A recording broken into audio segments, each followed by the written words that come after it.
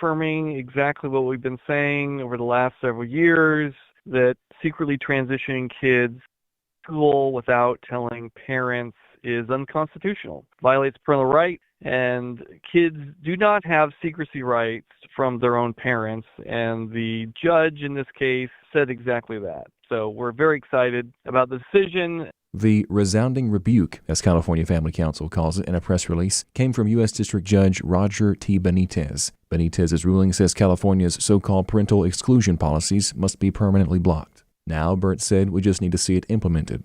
It really is vindication regarding what we've been saying all along. The Attorney General here in California has been lying to schools and to parents, and we are glad to see that we have a federal constitution that keeps states like California accountable.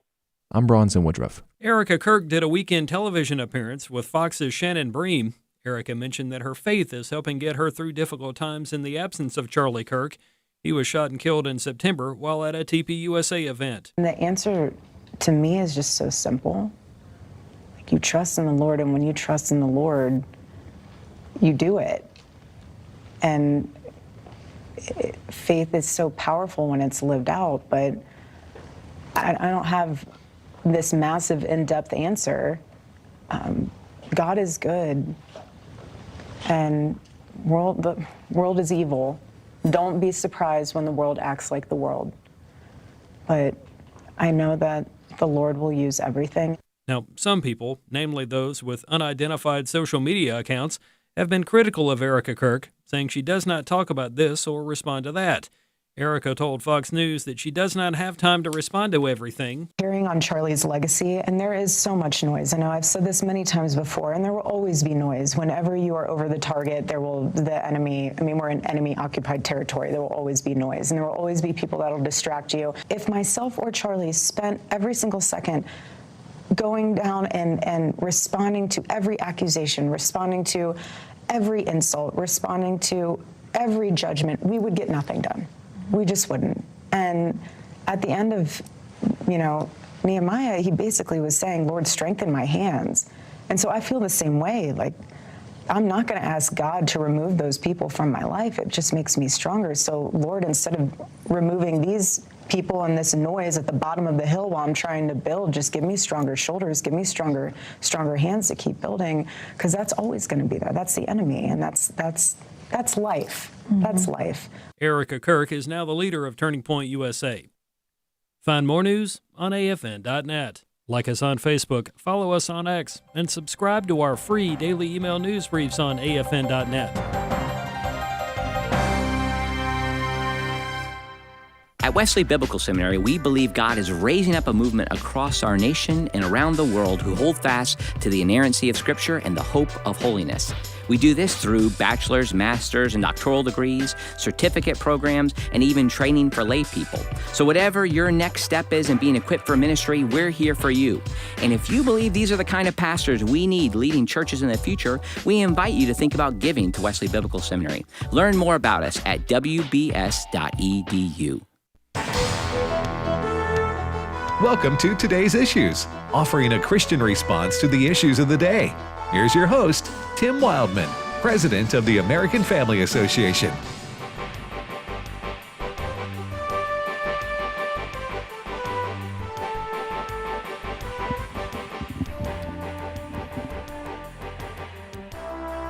Hey, good morning, everybody, and welcome to Today's Issues on the American Family Radio Network. Thanks for joining us. And yes, we are live, finally, today, back here on the program as we took a few days off for the Christmas break. Fred Jackson joining me. Good morning, Fred. Good to be back. And Chris Woodward. Good morning. So, Chris, what did you guys do for Christmas there, Fred? Well, we kind of spread it out a little bit. We have a daughter and our son-in-law and granddaughter that live down in the Mobile area. So we spent a little time down there. Mm-hmm. And of course, back home here in Tupelo for the rest of the Christmas and enjoying the summer weather. It's been lovely. Yeah. Until now. Until now. now, it's been really, really pleasant. Temperatures in the 70s I tell you. for the most part the last week or so, but now it's dipping down because a winter storm is crossing the Canadian border. Right. And really, Yeah, you can blame us. Go ahead. Go ahead. we always do, wreaking havoc on the upper Midwest and the Northeast. Yeah, it brings new meaning to the war of northern aggression. Yeah. Here in these parts. Yeah. Did you have a good Christmas there, Chris? I did. We went to L.A., Lower Algoma, and as some people in our parts know, the Algoma area. But my wife's, we did Christmas Eve with my mother-in-law. We did Christmas morning breakfast with another set of in-laws. And then we had the big family thing, Christmas night, and just really enjoyed it. A lot of food. I'm still full. Probably don't need to eat until the new year. Well, we're at that stage. Our 3 kids have kids of their own, like you got, like Fred, like you do, and so they have their own big deal at Christmas Day. So we always have our Christmas a few days prior to actual Christmas Day, our family Christmas. So my wife said, she looked at the weather. She said, that Destin looks really nice right now, and there's nothing stopping us. There you go. Because nobody needs us on Christmas Day. We've already had our Christmas, and they're all going to their other families. She said, so why don't we just get in the car and do like people who don't have kids at home do? If they just go where they want to, when they want to, if they can. There you go. So Yeah. we went down to the beach for a few days. Nice. Enjoyed that. Yeah. And winter is about to be here for most of the country. Yeah, I walked around the corner of my house this morning early when I get up, and the wind had shifted from that nice southern warm breeze to the northern frigid breeze. Yep. 50-degree drop. Yep. We met some really nice people, the snowbirds. Oh, yeah. So a lot of snowbirds go to the Gulf Coast Yeah. to escape winter. And this couple was from Iowa. Oh, yeah. They were Iowa, and they were like, we're staying here to March. We paid our dues. Don't blame them. 30 years in the Iowa winters. We're gonna be down here for a few months. So You know what's funny? In January and February in Destin, yeah, you see the Minnesota car tag. the tags Wisconsin. change. For them, it's wonderful. I know 63 is balmy. It's great. Balmy in January. Yeah. All right. Well, anyway, we hope you had a nice Christmas, everybody, and looking forward to a great 2026. We got a lot of news and stuff to catch up on that's happened the last few days. What's going on right now, Well, Chris? something you've heard about all morning on American Family News, and you'll continue to hear about on American Family News at the top of every hour, is a meeting today in Mar-a-Lago, Florida's resort for President Trump. He's hosting Israeli Prime Minister Benjamin Netanyahu for continued talks on that U.S.-brokered peace deal between Israel and Hamas. This is supposed to involve things like the second phase of that deal, which calls for a couple of things: the rebuilding of Gaza, and, oh, by the way, Hamas giving up its weapons and renouncing control in the Gaza Strip. Maybe an uphill battle, but it's good that talks are still continuing here. Yeah, I was reading about this. Is that happening today? It is, and it's supposed to begin around 12 Central, so there may be a joint press conference early to mid-afternoon. Okay, so one of the issues that Prime Minister Benjamin Netanyahu, man, it seems like he's been there since Lincoln was president, hasn't he? Huh? Yes. It's been there a while. President Lincoln today met with Benjamin Netanyahu, Prime Minister of a country that doesn't exist yet. Anyway, he has been there a long time, Netanyahu has, but he's going to insist, Netanyahu, that President Trump follows through, the United States follows through with making sure that Hamas disarms. You can't really go on to phase 2. I don't know how many phases are there. At one point, there were 21 points in his plan. Yeah, without making sure that Israel's enemy Hamas is disarmed, completely and totally disarmed. I'll believe it when I see it. Hamas, there was some quotes in some of the news stories on the weekend. Hamas leaders who are still there saying, we're not giving up our weapons. This is going to be the critical point, quite frankly. Hamas willing to give up control of Gaza And right now, I don't see it. We've seen the skirmishes over the last couple of months there, so I'm not optimistic at this point that we're going to see a successful phase 2. Mm-hmm. And if it stops there, then basically we're back to square one. Yeah. Well, we'll see what the. I'm sure they'll have a joint press conference maybe later on today. Yeah.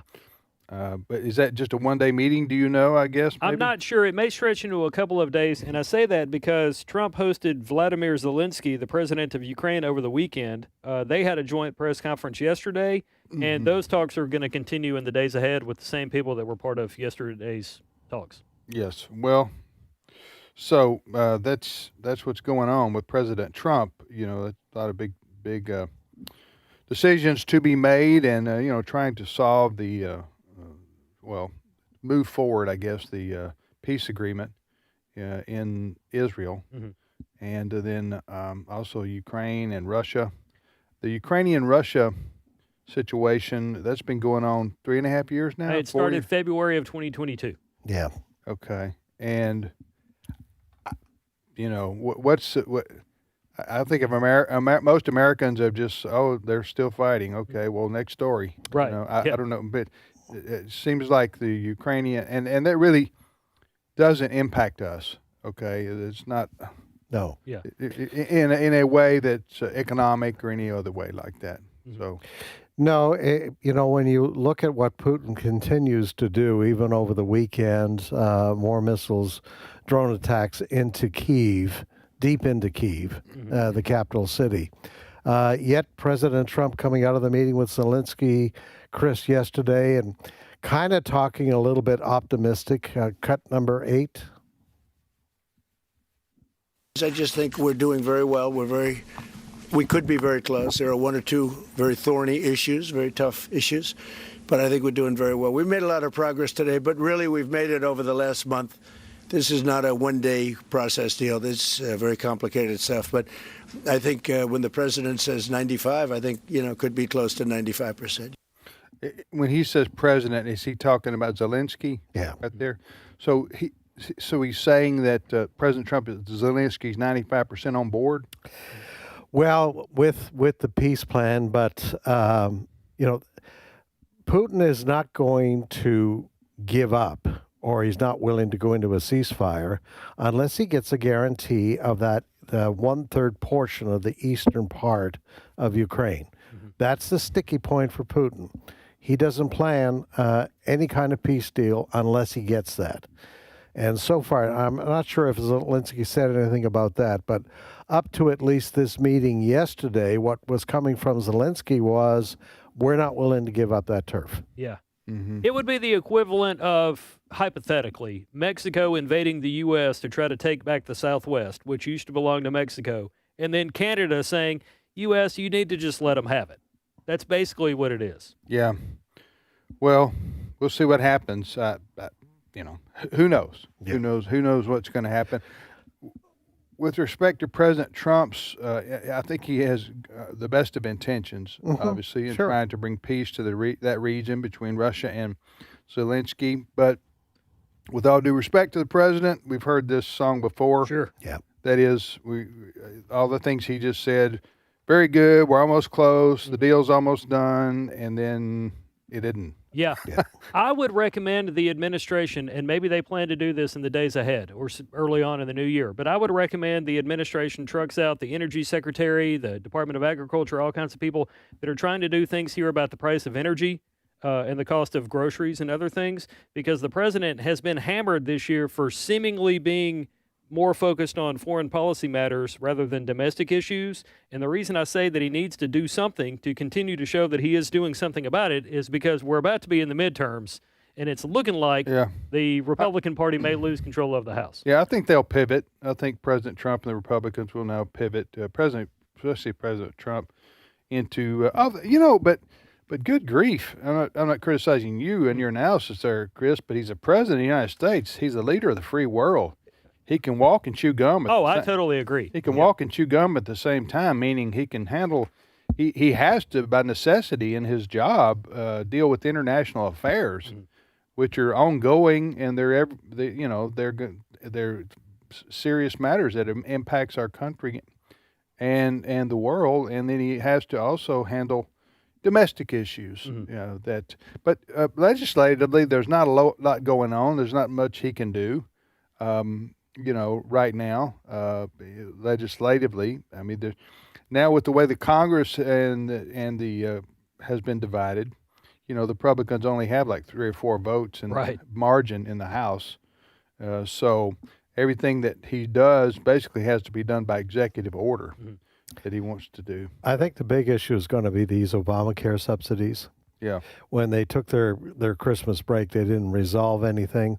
The Democrats are going to try to make their pivotal point. And what you're going to hear from the Democrats is that millions of Americans are going to go without health care unless they get these subsidies. Remember, these are subsidies that grew dramatically because of COVID. And the Democrats want to keep those subsidies. And those subsidies, they go to the drug companies, the insurance companies. They don't go directly to the people, which allows the people to say, I'm getting my my medical coverage for nothing through Obamacare. So that's going to be the big issue for them. Okay, this is where I get glassy-eyed. Okay, when you talk about Obamacare subsidies. Okay, I think you described it pretty well, but I haven't. There's only so much you can keep up with, right, Fred? Yeah. Right, Chris? Yes. So during football season, I tune out. I tune out Obamacare subsidies. Okay, it just goes to the side. Yeah. Okay, but in all seriousness, this is a big deal. It is. And so you're saying that but when you say subsidies, what I'm hearing is the federal government or taxpayer money underwriting insurance. Is that what I'm hearing? That is it. Taxpayer-funded subsidies. Yes. Okay, which would seem to be popular with people. Oh, sure. Because you get stuff that you don't have to pay for. Am I right? That is We're talking correct. about a lot of people. So why would 40 million. So why would the Republicans want to stop that? Well, they want to stop the money going directly to the insurance companies. Oh, I got you. Because that allows the insurance companies to keep increasing the rates, and then the federal government just says, okay, we'll pay you more. Yeah. Okay, so this was introduced during COVID because of the financial crisis that the Government pandemic created, right? Yes. Okay, I got you. Yeah. Okay. Now, and like any other federal government program, it goes on into eternity. Sure. And gets bigger. It gets bigger. I got As long as Uncle Sam is always there with a checkbook, All right. people will have no problem increasing a price. All right. Now, what Trump wants to do, the Trump administration wants to do, is give money in the form of HSAs, health savings accounts, to people. Okay, gotcha. All right.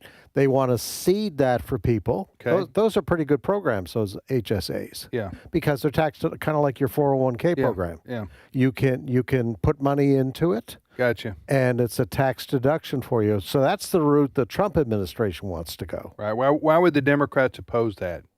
Well, because it puts responsibility on the people. The other thing is, only people who are in the country legally would qualify for this. Oh. Democrats, I would say Democrats want to be there to do it because Democrats want you to believe that government is your father and he's here to take care of you.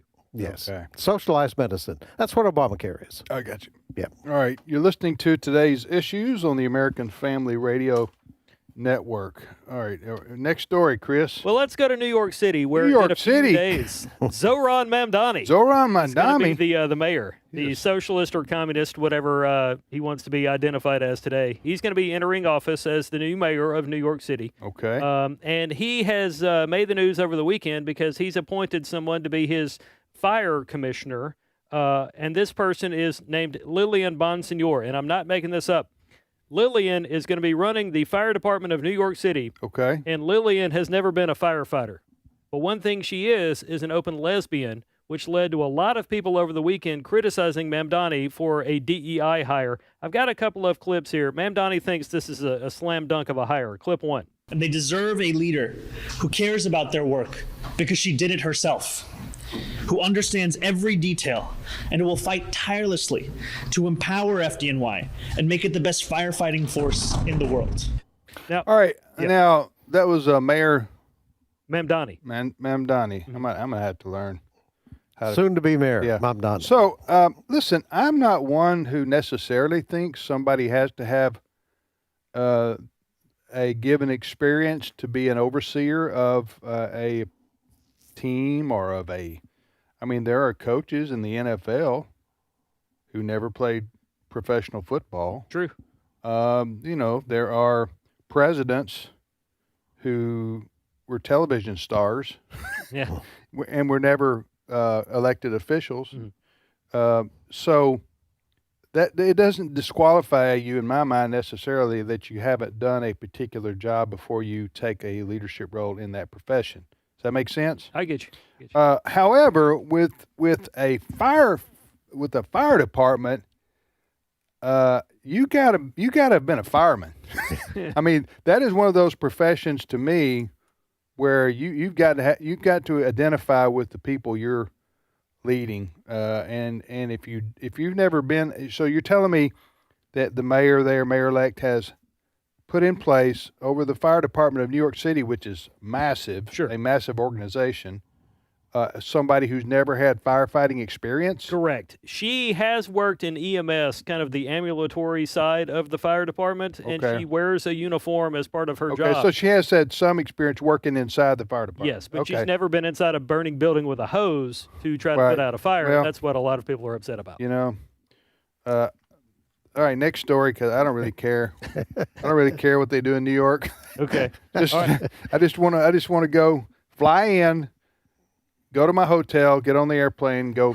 That's all I want to do, and I want to do so without being robbed, Okay. mugged. But it is going to be an interesting story in 26. Oh yeah, Everybody's yeah. going to be watching Yeah, true. if he follows through with his plan, with his promises. Yeah, but you're saying she's an open lesbian, and that's the reason she got the job. That's what a lot of people are saying she got the job. That's what based on her lifestyle A lot choices. of people are saying. That's good. Yeah. I mean, it's news reports, social News media report, yeah. posts. A lot Yeah, of well, people are saying you know, that's, gay and straight. did he say anything about that when he announced her hiring? Not We have the in first the open clips lesbian that fire department chief. I don't think he said it in those words. Okay. I don't think he said it in those words. All By the right. way, she does say that she knows what the fire department needs and she'll meet all their needs. Let's do this real quick because we have a break coming up, and this will fit nicely time-wise. Okay. There are some court proceedings that are continuing for Tyler Robinson, the man that authorities say shot and killed Charlie Kirk back in September. And we can do a number of things with this particular audio here. Attorneys for Tyler Robinson are asking a judge not to allow media access inside the court proceedings from this point forward because they're concerned about a media circus. Clip 5. We don't want the chaos that is out in the media in this courtroom.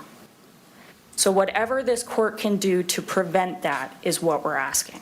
Now, I've got audio here from Donna Rotuno, who is a criminal defense attorney and Fox News contributor, and she was on to respond to this request from Robinson's attorneys. Clip 6. If you're really worried about the chaos, how do you avoid the chaos? You avoid the chaos by allowing the cameras in so you can see what's happening in real time. Chaos begins when you don't know what's happening, and then people create a narrative. So by having the cameras there, people can see for their own eyes, make their own judgments. So I don't think that argument is really worthy here. I think it falls flat on its face. I do think you're absolutely right. The defense needs to talk to their client about how he appears in court. He needs to be taking this seriously. This is obviously one of the most horrific things that we've seen happen before our eyes. And, if we can watch the killing before our eyes, I think it's, a little bit ironic that Mr. Robinson is now saying he doesn't want the cameras on him. Let me ask you this. Who decides whether cameras are allowed in a courtroom? In this case, it's the judge. Okay. Yeah. Because the lawyer for Robinson has already won a few of the petitions she has made. Number one, that the client comes in dressed in a street suit, and rather than an orange prisoner suit. That was one thing she demanded. The other thing is that the media, even if they're allowed in, are not allowed to show his shackled feet as he's sitting in the courtroom. They're not allowed. Okay. So the current judge has allowed those two things. Okay. What's the accused name? Tyler Robinson. Tyler. I knew it was Robinson, but I couldn't. Tyler Robinson. He's from Utah. Yes, 22 years old. Right. Yep. And so let me ask you this. I've always been. Does he claim that he didn't do it? No, he claims. Well, I mean, they have messages that he sent his significant other, the male companion roommate he may or may not have been having relations with, as well as other people in a group chat. What did he say? That he said that he did it. He said they were here to arrest him. I'm about to get arrested. I shot Charlie. I don't mean to sound like I'm playing dumb here, although that's not hard for me sometimes. But I want to ask you, what's the benefit of doing all these gymnastics that this fella and his lawyer is doing, Tyler Robinson, when he's guilty of sin? What is the benefit of saying, listen, I don't want a camera in here. I don't want you to show him in his orange suit. I mean, the guy's already has he said I'm innocent. Yeah, I didn't do. He has not entered a plea. What now? He has not entered a plea. Yeah. Well, if you hadn't entered a plea by now, then you're pleading guilty. Yeah. Huh? Yeah. So but it's just the way the legal system works. Okay. If my assumption is that the lawyers think they may. He didn't want the death penalty, probably. I think that's maybe what a it boils down to. technicality, possibly a technicality that they can rule on that this evidence is not admissible. You know what lawyers do. I know. That kind of stuff. I think they're trying to tug at the heartstrings of the court of public opinion to try to get him out of the death penalty, which the governor and other people in Utah have said for months they were going to pursue. Yeah. So, all right. Well, we'll see what happens there. But I know what criminal defense lawyers do, and we that's where our system works. Mm-hmm. And we don't want to put an innocent person in jail or in prison. That's the idea. So you have to prove guilt. Mm-hmm. But when you're guilty by self-admittance, as you say this text is, and then the video footage of him jumping off the building and running and hiding, and what he did at his parent, with the gun of his grandfather and all that. Maybe it's a matter of trying to get out of the worst, as you say, some kind of plea deal that they will broker where he gets to life in prison rather than the electric chair or whatever they do there in Utah. We'll be back momentarily with more of today's issues on the American Family Radio Network. Stay with us.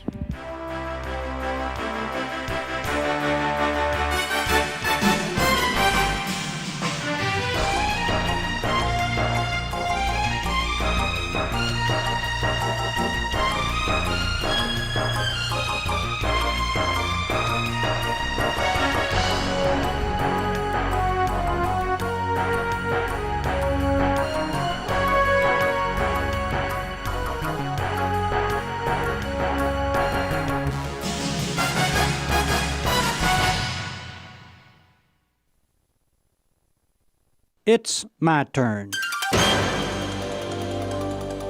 Here is your host for My Turn, Don Wildmon. Sometimes as we travel down life's road, the going gets rough. The sailing isn't always smooth on the sea of life. Sometimes it gets kinda bumpy. There are three things we can do in life when the going gets rough. One thing we can do is to resign. And you'd be surprised at the number who take this course of relief. They will lead the parade when the going is easy and smooth and everything is in good order. Yes, sir. They'll strut high and mighty as long as there's a band playing and the streets are lined with folks shouting hoorays. But let difficult times set in, and they are nowhere to be found. Usually those who resign when the going gets rough are those who come in for purely selfish reasons. They only wanted to get something for themselves, not willing to make any sacrifice and not desiring to make the road any smoother. They check out when the going gets rough. Another thing we can do when the going gets rough is to become resigned. Did I pronounce that right? Let me say it again. Another thing we can do when the going gets rough is to become resigned. We can cry and weep while repeating the worn-out phrase, "Well, it has always been this way and always will be this way."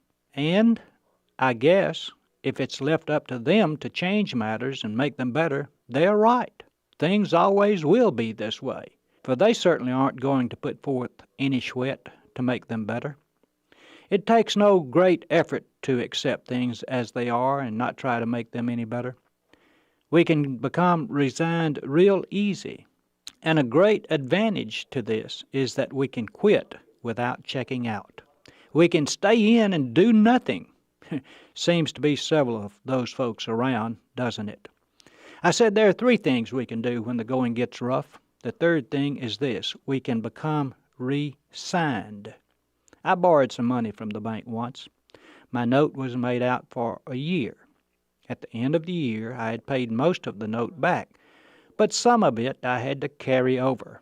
A new note was made, and I had to re-sign it. The old signature was no longer any good. Many of us need to get a fresh signature on our credentials. Once I had to go to a notary public to get a paper notarized. I noticed that on the notarization, the notary public had written, "My commission expires on," and it gave a date.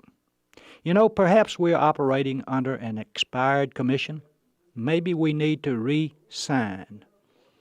When the hard times come, I want God to know He can count on me. He didn't run out on me when the going got rough. He stuck it out, even to the cross. And it would be mighty little on my part if I backed out on Him when the going got rough. I want Him to know He can count on me when the hard times come.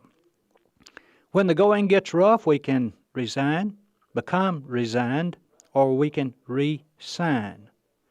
Those who resign or become resigned never help the cause. Those who re-sign do.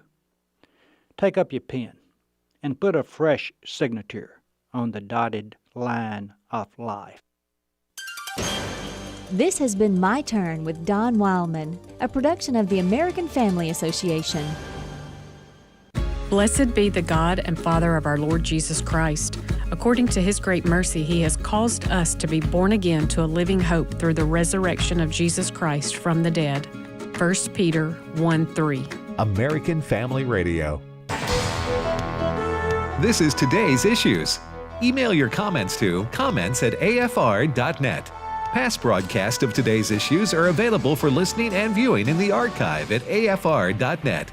Now, back to more of Today's Issues.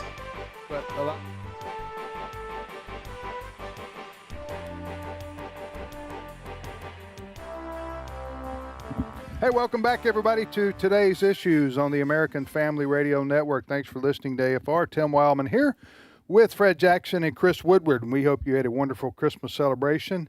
And that may have been the longest time we took off from this show. I think so, yeah. We were off Wednesday, Thursday, Friday.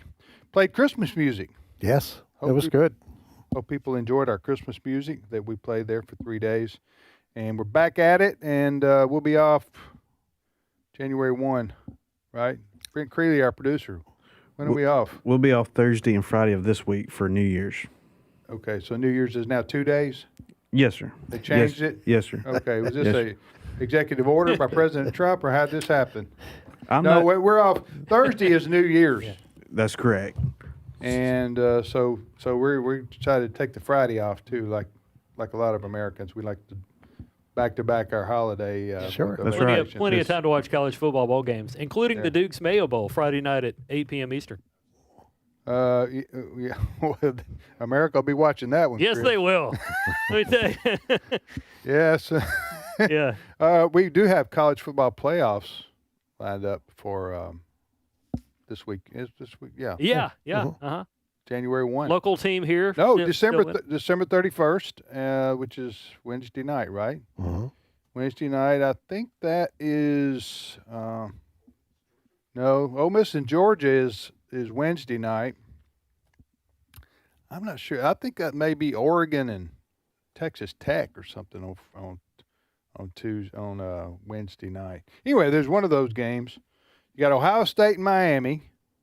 You got Ole Miss and Georgia. You got Texas Tech and Oregon, and you got what's the one I'm missing here?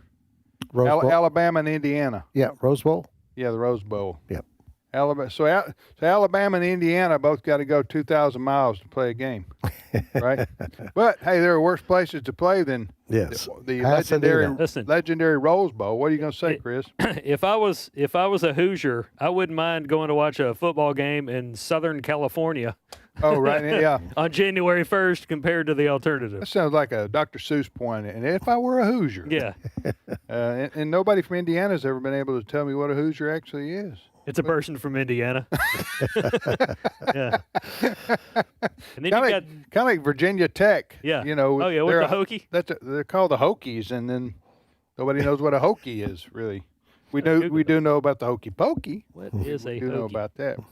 All right, hey, I wanted to tell folks real quickly, remind folks if you haven't heard us already talk about this, we got some wonderful trips planned for 2026 that you may want to take advantage of if you're looking to go on a vacation with a purpose. I'll just tell you real quickly the tours we got lined up.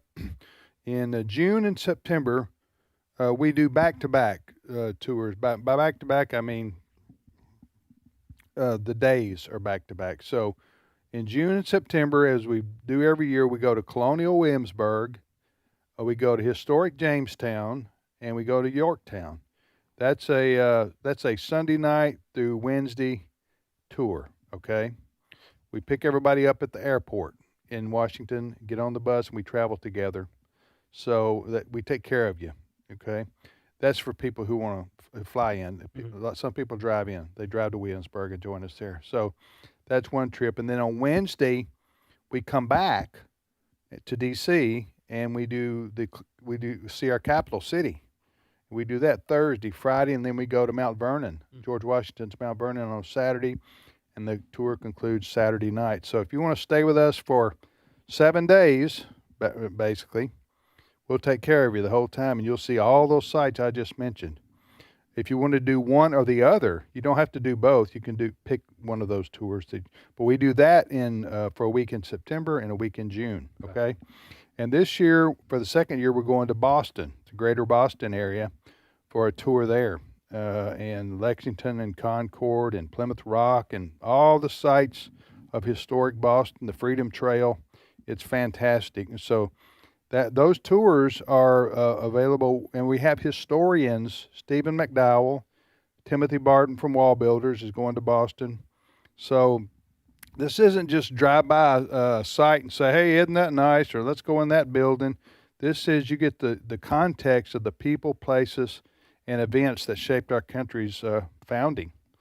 And so that's what makes the tour unique. So if you want information on anything I just described and want to go with us, you can go to this website, wildmongroup.com. It used to be Spiritual Heritage Tours. That's why I stumble every time. WILDMON group.com. WILDMON group.com.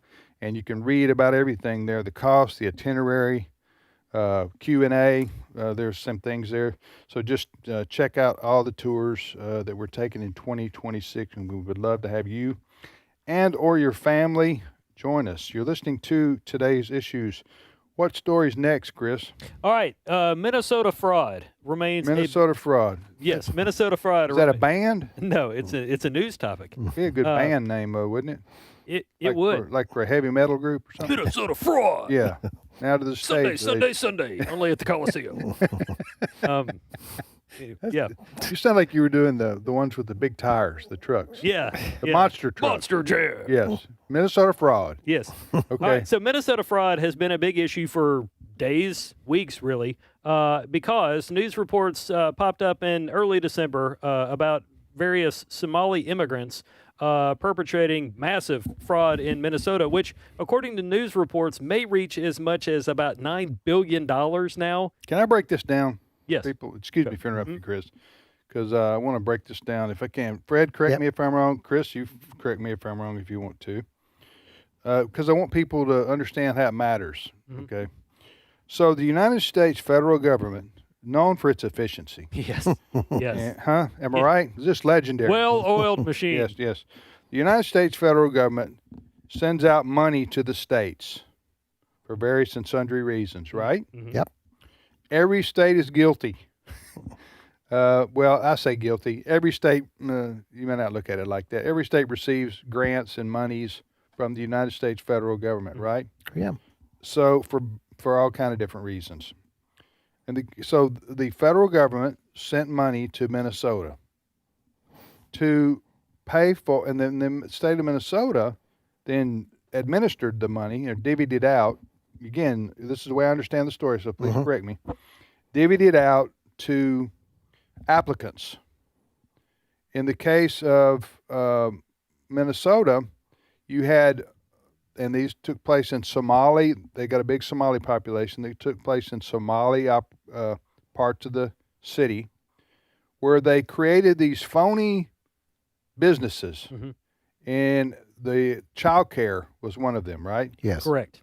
So the business was in name only. There was no real child care taking place, but the government of Minnesota was taking the money and giving it to these organizations anyway.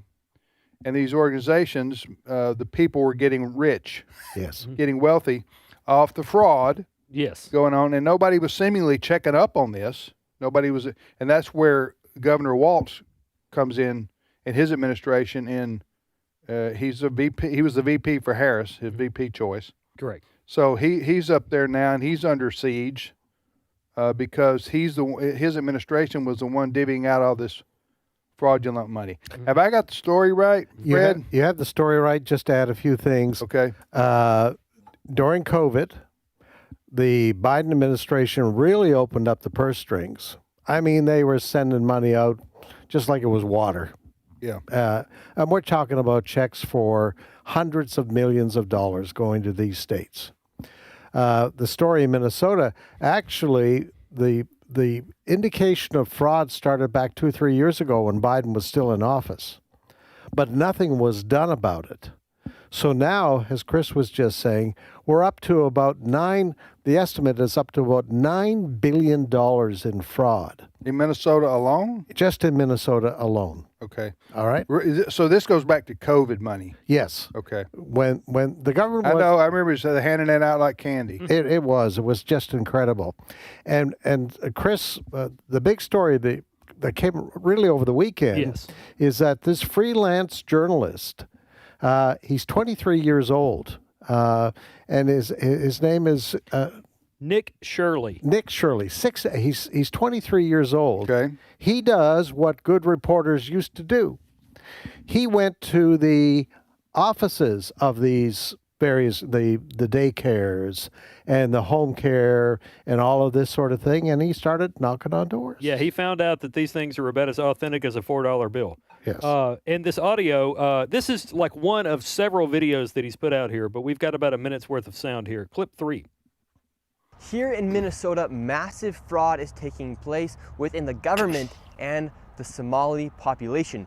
Here, this building alone, Quality Learning Center, is a daycare, yet they spelled learning wrong, and they said leering. This daycare alone in 2025 has received $1.9 million from the government. And the strange things about these childcare centers is there's no one here right now. It's midday on a weekday. And if you were to try to go inside, it's completely closed and the windows are all blacked out. No one's working, midday. Children should be in here. And this place is licensed for 99 children. And this is the outside. There's no windows, no nothing. And like I said, they literally spelt the word wrong on their sign. This is open and blatant fraud taking place here inside of Minnesota. The government is complicit with this, and this is just one of the hundreds of child daycare centers here inside of Minneapolis being ran by the Somali population. It's sad that it's happening here in Minnesota, and it stinks that it's happening and it's being labeled on the Somali population. However, that's just the facts of what's happening here inside of Minnesota. $1.9 million for this daycare center that can't even spell learning right. Okay. It's amazing. These videos that... who was that fellow right there? Nick Shirley. Nick Shirley has done. Okay. As of just about an hour ago, they have been viewed 113 million times. People are just in shock. Mm-hmm. And by the way, the other mainstream media, Associated Press, ABC News, CBS News, NBC News, not even covering this. And that makes no sense because it's a juicy story that involves tax dollars, many of them from Yeah, but it makes the Democrats look bad. They're not going to do that. That's true. They're especially Waltz. I don't know what kind of future he has in the national politics. I doubt he'll go anywhere. But well, he is seeking re-election. And okay, re-election as governor. Okay. Yes, and there are people in Minnesota that are upset by this, and I can say that based on some more audio from another journalist named Liz Collin. She's a reporter for Alpha News who also has been covering the Minnesota fraud story, and she said this to Fox Clip 4.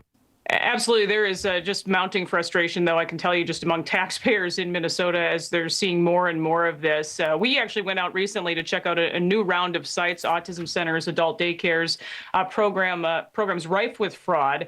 And I'll be honest, so much of this just seems fake. They have fake Google reviews, fake stock photos on their websites. In many cases, we found phone numbers don't work on their websites. And you're right, how Governor Walz is acting seems pretty telling as well. He seems to be making some maneuvers now as he runs for re-election for a third term in Minnesota. But I can tell you there is a petition that's been going around for just the last couple of weeks. Tens of thousands of people have now signed it, demanding that he resign in the wake of this fraud. So clearly a story where there is more to come. And again, mounting frustration, I think, among the taxpayers here in Minnesota. I didn't know there were states left that allowed governors to run for a third term. So Minnesota evidently. Yeah, there's a few. Most states are term limited, such as ours. By two. Most states, you only can run 2 consecutive times as a governor. In Virginia, you can only go one. Yeah, I think you can come back and run a second time, but you got to allow you can't run 2 consecutive terms. So that's interesting that Waltz is running for his third term as governor. Another aspect of this story of fraud there in Minnesota is millions of dollars. So you got, as you outlined, Tim, you got millions of dollars coming from the federal government going to these phony agencies run for the most part by Somalis there in Minneapolis. What they have found out so far is that millions of those dollars are being sent to Somalia. Wow, that seems like a crime. Cash. A lot of people have been indicted up there, haven't they? At least 80 have been indicted so far, and Kash Patel, FBI Director Kash Patel, has said this is just the tip of the iceberg. The tip of the iceberg. Well, I can tell you, politically speaking, I think we all know this, why Governor Waltz doesn't want to deal with this issue. Has he said anything personally? I saw his spokesperson said something. He's spoken out against like racist, everybody lumping in all Somali immigrants as being terrible people. So he's going to play the race card. Oh, yeah. Yeah, okay. Well, he's playing the race card this way. He's not being, it sounds like to me, he's not being critical of this because of he fears that the Somali community may vote against him in an election. Sure. Yeah. So he's not going to criticize them. Mm-hmm. And, nobody's blaming the whole Somali population for the crimes of some, but it just happens to be inside their community. Yes. And so that's why the spotlight is on them. Mm-hmm. So anyway. All right, you're listening to Today's Issues on American Family Radio. Next story, Chris. All right, let's go back about 5 years when then House Speaker Nancy Pelosi tore up President Trump's speech at the end of, I guess, his last State of the Union address. Remember at the end of the speech? Oh, we remember it well. Yeah, she took his speech and shredded it right in front of President Trump and everybody. The whole world saw that. Now, the reason I'm bringing up a 5-year-old topic is because Nancy made news over the weekend. You know her personally? Yeah, I do. Yeah, we exchanged Christmas cards. Nancy? Nancy. Okay. Did you get ice cream? No. But anyway, Nancy Pelosi talked about this issue with ABC's Jonathan Karl. Yeah. And she made these comments about that speech ripping up the script. Okay. Clip 11. It was a horrible meeting. I think those people must have been embarrassed. If you look at the picture when I'm looking at them, they've got their heads down. But you know what I'm saying when I go out the door? What? I'm leaving here because I've had it with you, Mr. President.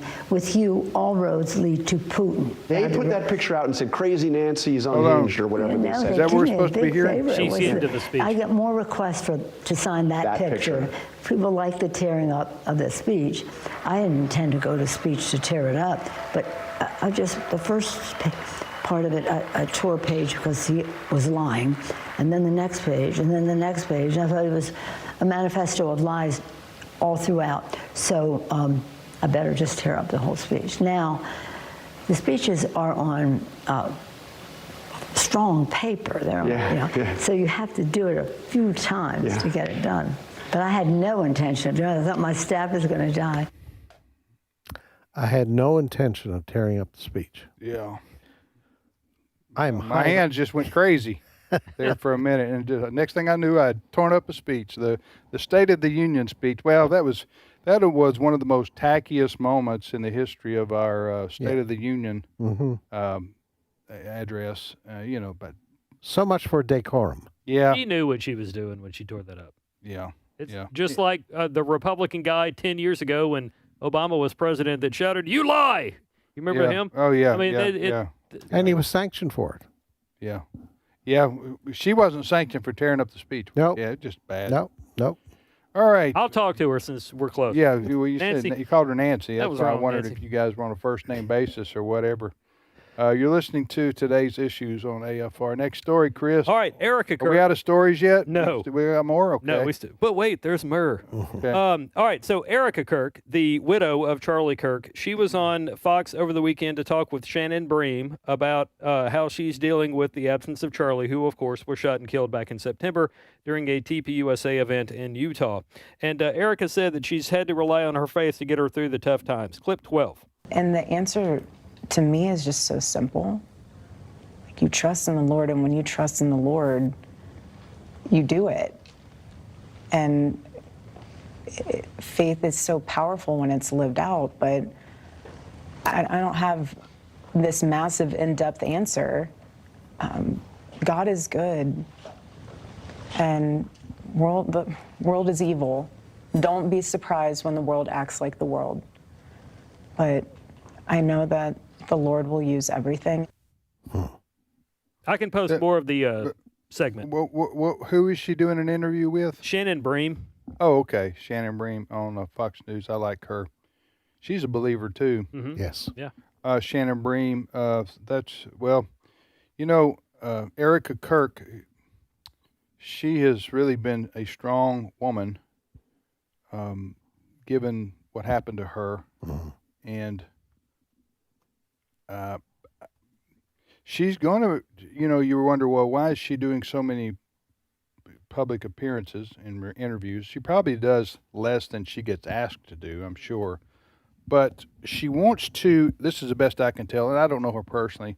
I did see her, I was in the audience at Ole Miss when she and Vice President Vance were there a few months ago for an event by Turning Point USA. But I think the reason she's making some public appearances and interviews is because she wants to keep the organization going, Turning Point USA. She wants to keep it growing and flourishing, and so that's why she is the CEO now. Yes. So I don't know if she'll maintain that position, if they'll find somebody else that can do it, and then she will be kind of off the stage, so to speak. But for right now, she's doing these kinds of interviews, and I don't know what Shannon Bream asked her there. I should probably ask her, how are you coping, in light of the tragedy. Mm-hmm. But anyway, I just admire her. I really do. Well, she's carrying on. Her husband had such a passionate views on these issues, right, of trying to bring young people back to thinking about where they had strayed. Right. And she shares that passion that Charlie Kirk had. She, married to the guy, and she's just carrying that forward. And the horrible assassination of Charlie Kirk has led to even a greater focus on what he has stood for and what he died for, is bringing young people back to this point where Charlie Kirk wanted people to think about their worldview. Yeah. Where do you get that from?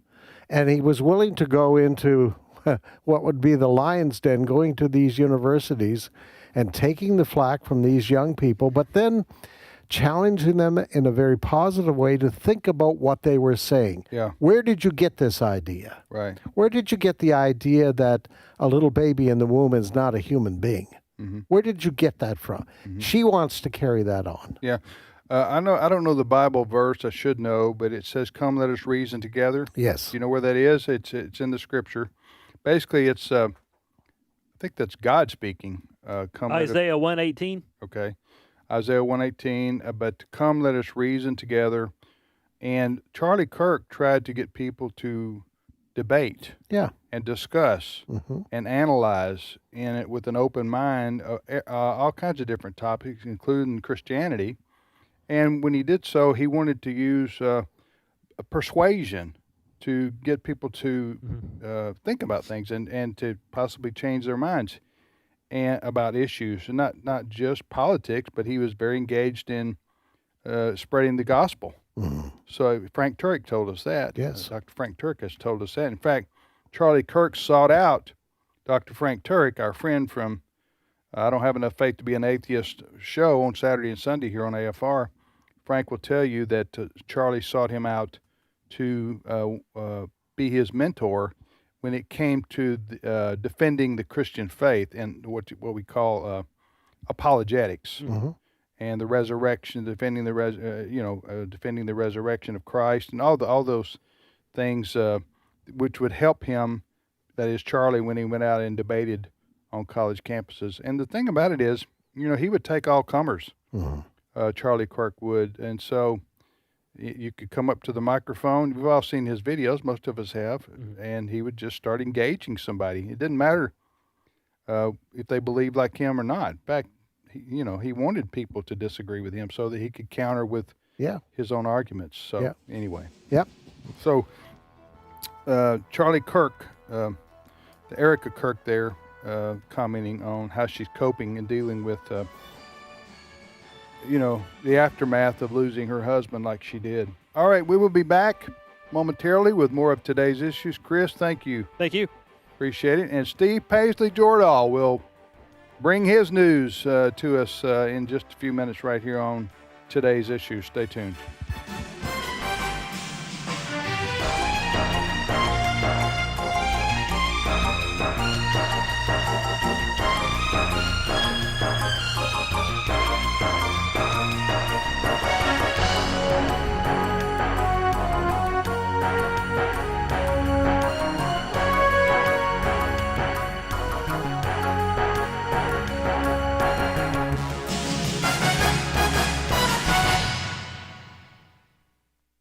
The views and opinions expressed in this broadcast may not necessarily reflect those of the American Family Association or American Family Radio.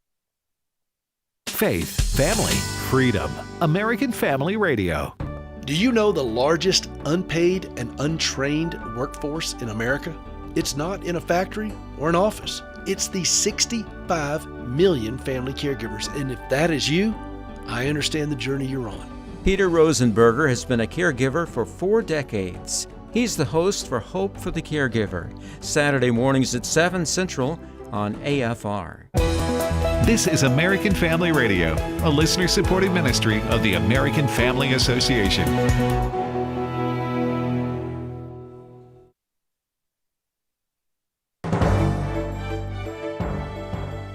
For American Family News, I'm Chris Woodward. A meeting at Mar-a-Lago today will feature President Donald Trump and Israeli Prime Minister Benjamin Netanyahu. Supposed topics for discussion will include Phase 2 of the Trump peace deal between Israel and Hamas. Phase 2 involves the rebuilding of Gaza. Independent journalist Nick Shirley has become a household name after his work to get information on Minnesota fraud involving places such as daycare centers. This is but a portion of one of Shirley's videos. We're wondering, where are the children? $2.66 million for You're not talking the to Minnesota right Child Care Center. You're not talking to the right person. Are there children that come here? Answer the question. Are there children? Journalist Liz Collin of Alpha News has also been covering the fraud story. Collin offered these thoughts to Fox and Friends. This has been going on for years and basically out in the open. If you saw that video in Minnesota, we have stories dating back nearly a decade now. Fake daycares, millions of dollars in cash and carry-on luggage flying out of our airport by Somali men each week. The question, though, now I think with the glare of the national spotlight, will it actually stop? We actually went out recently to check out a new round of sites, autism centers, adult daycares, programs rife with fraud. And I'll be honest, so much of this just seems fake. For more on Minnesota fraud, visit our website, afn.net. The FBI recently announced an investigation into a child sexual exploitation gang. AFN's Bronson Woodruff has more. AFN has reported previously about child sexual exploitation, also known as sextortion. It's when child predators contact minors via some sort of electronic device, through social media, text messages, or another method. The sextortionist pretends to be someone the child knows and gains his or her trust. Then, after sensitive photos are exchanged, the predator reveals his true identity and blackmails the child, often requiring money. There have been documented cases, recent ones, of victims committing suicide. The FBI announced this month it's investigating a group, calling it 764. It says the sadistic 764 network is preying on vulnerable young people, adding that it's a network of nihilistic violent extremists whose goal is accelerating social unrest and the downfall of the current world order, including the United States government. Marcel Vanderwatt is the president and CEO at the National Center on Sexual Exploitation. He said that exploiting young children is nothing new. I've personally worked with cases dating back to the early 2000s as a law enforcement officer. I do think there's a confluence of things that's just allowing this to proliferate. I think, we have the democratization really of technology, access to the internet. As we always say, where children play, that's where the predators prey. Vanderwatt added that parents should realize it is critically important that they're acutely aware of what their children have access to online. Many children have access to smartphones throughout the night, throughout the day, and that's just not healthy. It's got very real risks. I'm Bronson Woodruff.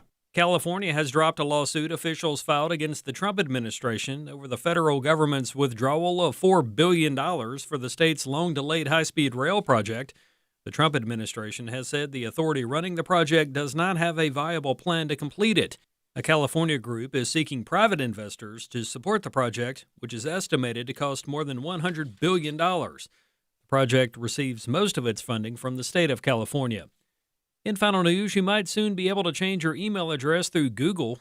Fox's Evan Brown explains. Watchers of Google's account help page in the Hindi language saw that Gmail users can now change their Gmail account names, which would also include their Gmail email addresses. While no English language support has revealed the change in the feature, the Hindi page does say the power to change the name will roll out to all markets eventually. This could be particularly helpful to people who would rather not use the same silly handle they picked while still a teenager. Looking at you, Bieber fan for life 2002. That's all our time for now. Find more news on afn.net. Like us on Facebook, follow us on X, and subscribe to our free daily email news briefs on afn.net. I'm Chris Woodward. Thank you for listening.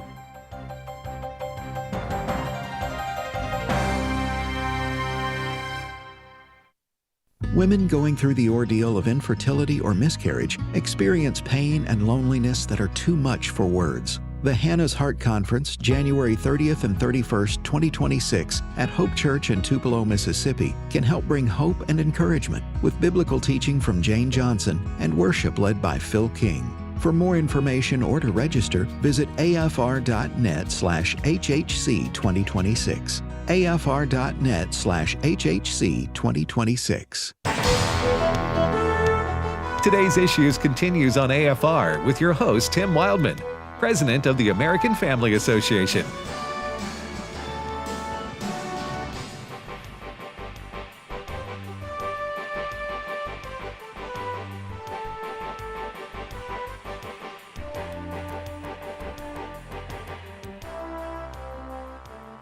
Hey, welcome back to today's issues on the American Family Radio Network. Tim with Fred. We thank you for listening. Tim Wildmon, Fred Jackson.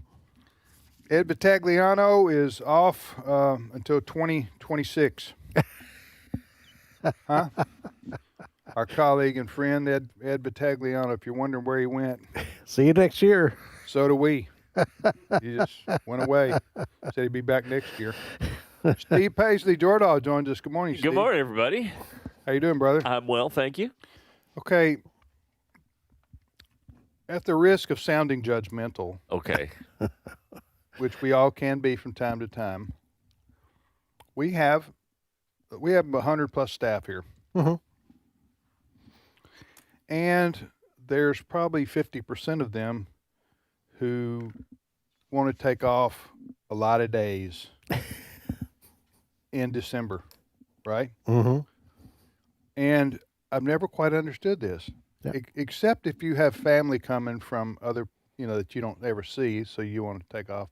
Although I can't imagine any family that you never see and you want them to stay more than a week. Right. Huh? Then you want them to go back to their home. Time to leave. Am I right? Right. That's right. So, but what I don't understand is, again, I sound like I'm judging people. I'm not. Like, well, maybe I am. I don't know. You tell me. Who want to take off for 2 or 3 weeks in December when it's the coldest and darkest. By darkest, I mean like it gets dark at 5 o'clock. Mm-hmm. Time of the year. So you want to take off. I try to explain to these people there's something called spring and summer and fall that you can use those same vacation days and just experience so much of nature. Am I right, Fred? That's right. So, Fred, are you with me on this? Oh, yeah, And absolutely. Not judging them. No. But wondering why they do what they do. Well, the thing is, Tim, ministry is very generous. Yeah. At Christmas time, like last week, we had 3 days off, 3 of the 5 working days. It was great. Yeah. This week, another couple of days. Right. So there's so many days that the ministry is so good to give us all this time off. Yeah. It's. I know. We are generous because we are family. Yeah. The American family. Yeah, So it was great. We try to be generous with our and our folks work hard all year, so we want to be. But anyway, that's just me. I wasn't talking about Ed in particular. Did I bring Ed's name up? Ed who? Yeah. Ed. I know he watches his hockey on his iPad. I know that's very important to him. Well, you're a hockey guy too, right? Yeah. Yeah. I'm probably not into it as much as Ed. Ed. He'll stay with those Boston Bruins till they're out of the playoff hunt. Oh, absolutely. All right, Steve, how you doing? Good. I got a hockey story to end this segment with. If So we stay have time. tuned for that one. Stay tuned to that one if we have time. Okay. Yeah, everything's well. Let's talk about Donald Trump. All in the news last week, and the last couple of weeks, has been the potential of war with Venezuela, the bombing of these ships, but over Christmas, Donald Trump changed the channel a little bit and launched what he called powerful and deadly strikes against militants linked to ISIS in northwest Nigeria. He says he did this because Nigerians were targeting primarily innocent Christians. And so this was from Truth Social. He said, tonight, at my direction as Commander-in-Chief, the United States has launched a powerful and deadly strike against ISIS terrorist scum in northwest Nigeria who had been targeting and viciously killing primarily innocent Christians at levels not seen for many years. Well, this took place. Did this take place on Christmas Day, Fred? It did. Yeah, Christmas Day. So the weapons that were launched, were they launched from the ocean? From a carrier? From a carrier. Yep. That's what I understand, yeah. Now, and it had the blessing of the Nigerian government, is my understanding. And they said that it's not. The Nigerian government said this isn't about a religious thing. It's about ISIS. ISIS is religious. Well, the Nigerian government. The very name of it is Islamic. Yes, but the Nigerian government wanting because there's a Muslim population that they want to kind of. They're trying to separate the ISIS terrorists from the peaceful Muslims. Peaceful Muslims in the country. Or they don't want to excite the passions of the unpeaceful Muslims. But Trump says it's because they're attacking Christians. Who's attacking Christians? It's the Muslims that are doing it.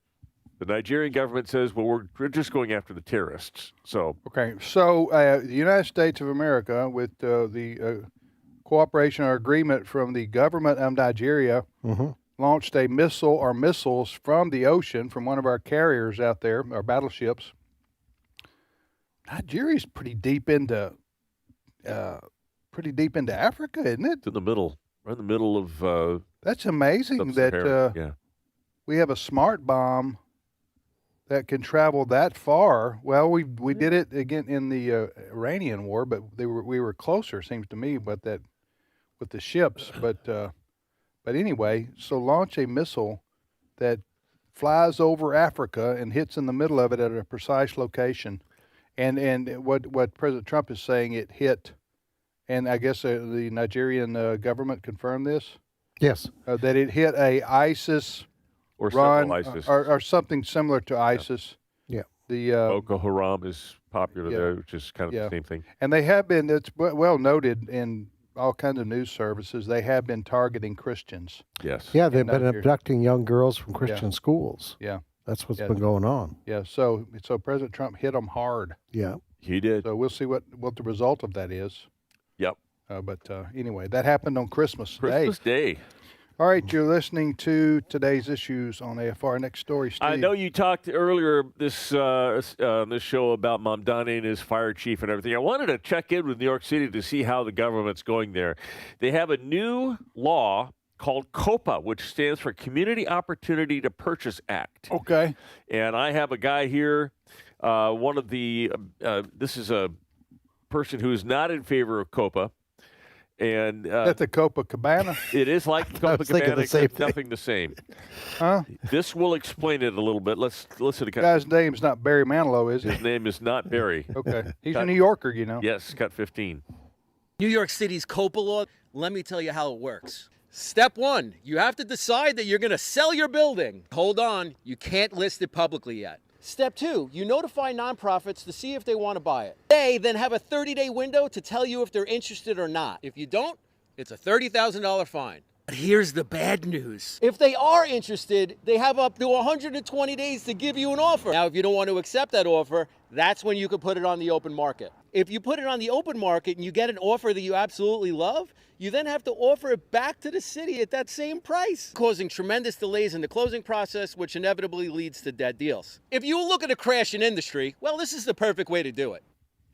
So basically, if you want to sell your building, you have to sell it to the government or nonprofits. They're not, private deals are dying in New York City, private real estate deals.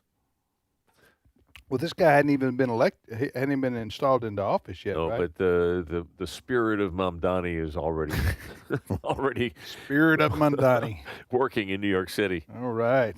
Sounds like, I don't know. Well, that's what socialist governments do. Basically, they nationalize things. They take over companies. They do in the name of price control. Yep. And for the little person, take over everything and make things worse. Yep. Yep. My dad used to say the free enterprise system, undergirded by Christian principles, has done the greatest good for mankind than any other economic system in the world. Mm-hmm. That's true. It is, and it's a lesson that young people have lost. Every generation needs to learn for itself, I guess, the evils of communism. If you ask someone that was, like our age, we'll point to what happened with Pot Paul or with Russia, the USSR. We remember the evils of communism, China. Pot Paul. Pol Pot. Pol Pot. I'm sorry. Pol Pot. Pol Pot. That's like pulled pork. Pol Pot was a dictator in Cambodia. Okay, I don't remember him. Well, thank you for letting me know. He was perhaps one of the most deadliest communist leaders for killing his own people. But anybody our age will remember the communism in Russia, how it was evil for deadly. The former Soviet Union. And former communist China under Mao Zedong and the Cultural Revolution that just decimated. Communism and dictatorships also go hand in hand. They do, but every generation has to learn this for themselves because we have a whole generation of young people now who think socialism is great, even though it's never proven. Yeah, but it sounds appealing. It's like utopia, right? To these folks. Here's when the young people learn it's bad. When they go out and they get a job and they start looking at their paycheck and they're seeing how much they're taxed. And they're saying, wait a minute, what do you mean I have to pay for this? I have to pay for universal child care, which is what one of the things he's bringing in. What do you mean I have to pay for that grocery store for people to have cheap groceries? Yeah. What do you mean I have to pay for free transit? Yeah. You know? Yeah. It is. That does change your attitude when you see how much money is being taken out of your check to promote socialism. All right, next story. All right. We've already done 2 New York stories now. We don't need another one, okay? New York City. New York City. Mondani.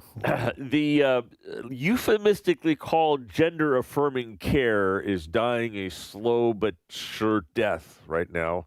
Several countries. This is if you have especially for young people, for minors, if they have gender dysphoria and they think they're the other gender, a lot of people in this country for years have said, fine, we will treat you, we'll give you gender. Whatever you call yourself, that's what we're going with. And not only that, but we'll affirm it with drugs that will sterilize you, keep you from having puberty, and we'll chop off body parts if you want. And we'll keep that from parents. That was kind of the direction everything was going. Well, Newsweek has published a study, is highlighting a study called The Treatment for Pediatric Gender Dysphoria, a review of evidence and best practices. And it is by a couple, Monty Gorin and Kathleen McDevitt. And they note, given the current widespread distrust of HHS, especially regarding vaccines, we knew this review, which we co-authored, would meet with skepticism, so it is worth noting that we, along with most of the other authors, are liberals. This is not some conservative group that's forwarding what we know is the truth. That you might expect to see this. Right. This is liberals who took a look at the evidence of how things are going. And what they found is that the U.S. justification for giving drugs and surgeries to these people was basically largely based on a Dutch experiment that consisted of just 70 adolescents who had been gender nonconforming, so to speak, since early childhood. The vast majority, 62 out of the 70, reported being gay or homosexual. During the study, one patient died of surgical complications due to having been given puberty blockers years earlier. Some of the people 70 developed diabetes and were excluded from final data analysis. Others were lost to follow-up. The remaining 55 patients underwent surgical transition. All were rendered sterile. In short, the medical practice, now known euphemistically as pediatric gender-affirming care, is based on methodologically weak research that sterilized a group of gay or bisexual youth and left one of them dead. They are saying that there is no good justification for giving young people any kind of intervention other than psychological intervention, help them deal with gender dysphoria. Now, there's still a lot of people who will try to affirm, but there's no justification for medical intervention on young people. It's damaging, and it shouldn't happen. And several countries around the world, England being one, and some of the Scandinavian countries have already come to this conclusion and banned it, and the United States needs to be next. Well, now, I thought President Trump, he issued some kind of an executive order, one of the first things he did. Yes. On this issue. I've forgotten exactly what happened, and many states have also passed legislation, red states in particular, protecting kids. There are some blue states who are biding their time, I think, hoping for a new administration. Right now, all these procedures are on hold. It does need legislation at the state level. There's no reason. Studies like this don't validate the fact that it is damaging. to try to medically help these kids. You would think Not that help. you think that's obvious and common sense, but You would. Let me change subject just a minute. Yeah. You didn't know I was going to bring this up, Steve, but you keep up with AI pretty well. I do. Might try. Artificial intelligence. Noticed a story on Fox. It was an interview with James Woods. He's the actor. Mm-hmm. Many people know. If you don't know that name, you would know his face. Sure. He's been in many popular movies over the last 3 or 4 decades. James Woods, Oscar nominated. Anyway, he is saying that it won't be long before artificial intelligence puts actors out of business. Okay, so here's what he's saying. He's saying that that artificial intelligence. Yeah, we've all seen the videos here. They do deep fakes now. They do videos that that look so realistic. You wonder, is this real or is this a computer-generated image or a scene or something like that? Mm-hmm. He's saying, James Woods is saying, now he's saying for right now, and maybe, I don't know, the next 10 years or so, he says it wouldn't work so well at the box office, for example, or streaming because, and I'll just use Americans or North Americans in Canada, people like their favorite actors or actresses. Mm-hmm. So they'll go see a movie, for example, if Tom Hanks is in it, or if Meryl Streep is in it, or that's a big attraction for people because they kind of like that actor and they think that they do good movies. Okay. Mm-hmm. But what he's saying is, as soon as this generation, I don't know how you define that exactly, maybe 10 years or so, the generation of people familiar with actors today who are once these actors retire, big stars, right? Then they are going to lose interest in whoever the actors and actresses are, and they're going to switch over to the AI generated movies. Yeah. Does that make sense? Television shows, I guess. I don't know how they're going to avoid it. I think right now you're right. Tom Hanks and Tom Cruise and all those people can sue if their image was AI generated and they weren't involved. So they won't do that. But the first AI stars, let's say, a movie that and these movies spend tens of millions of dollars to employ it's these be financial. actors. Oh yeah. So if you can do it for free, just by computer generating it, you're saving millions and millions of dollars. I don't know how you. But would people? I guess it remains unseen. Would people watch? Would they go to movies or watch television shows that they know are not real people? Would people do that? I think so. You think so? People, maybe the younger generation, by younger I mean under 40, maybe would convert over to that. Sure, it's already the Instagrams, the little 30-second, 40-second little videos that you see.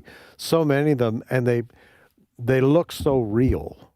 That's true. They look so real that, and I could see these big movie companies saying, I don't have to hire all of these crews and keep them around. Right. I don't have to pay $20 million. Is that what Tom Cruise gets for a movie? About that, yeah. All that sort of thing. Well, then the movies and TV shows and whatever else you want to watch as entertainment will be they can be created by a 15-year-old.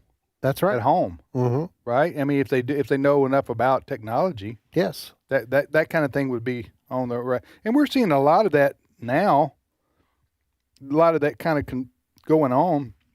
And you're right. These little short videos, my wife had Instagram pulled up the other day. She doesn't subscribe to it, but it was somebody sent her a video, I think, to watch.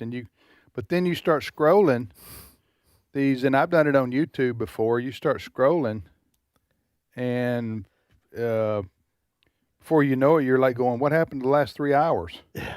Because they got these little 15-second or 30-second funnies, and I was watching one the other day, and with her, she was saying, "Watch this," and I said, that doesn't look right.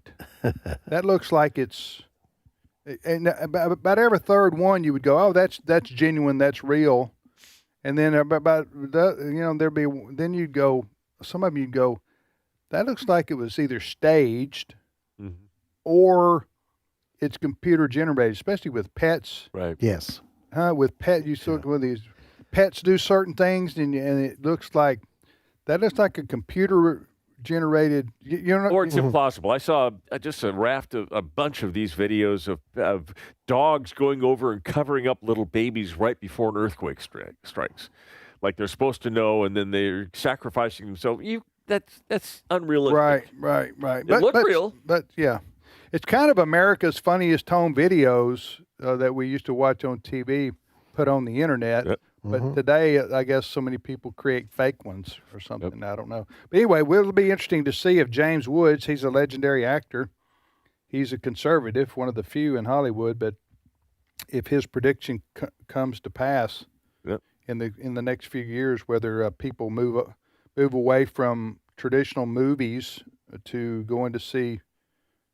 just going for the AI generated movies, which are computer generated and no actors. You don't have to film something on a set.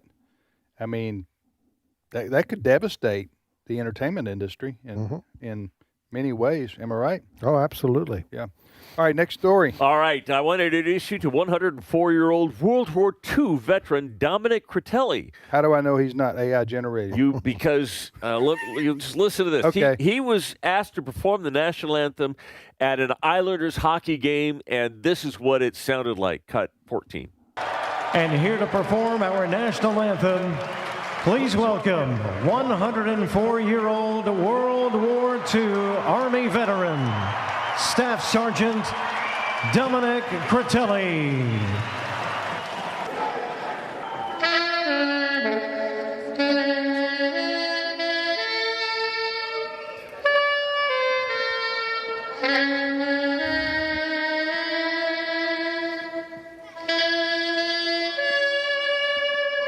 Not bad for 104 years old. I'll say, was that a saxophone he's playing? It was. What is that? Soprano sax. Soprano sax. I've watched that video. Yeah, it's a soprano saxophone. It's not AI. What's the guy's name with the long hair? Soprano saxophone used to play. Kenny G. But Kenny G. Yeah. He doesn't play the saxophone. He does. Does he? Okay. Soprano sax. Anyway. Boy, see, Steve set me straight pretty quick, didn't he? We only have a couple minutes. I wanted to say that Mr. Critelli, he braved Normandy, and he was one of the people that flew ammunition and stuff into the people who were cut off during the Battle of the Bulge at great danger to himself during World War II. What was the what's his name? Dominic Critelli. We salute you. 104 years old, still playing the saxophone, and was invited by the New York Islanders hockey team to play the national anthem. We're good on them, too. Yeah, it's great. That is a good news story to end the day with. It is. Even if it's from New York. That's right. All right, thank you for joining us, everybody. Appreciate it very much. Have a great day. Keep listening to AFR. We'll see you back here tomorrow.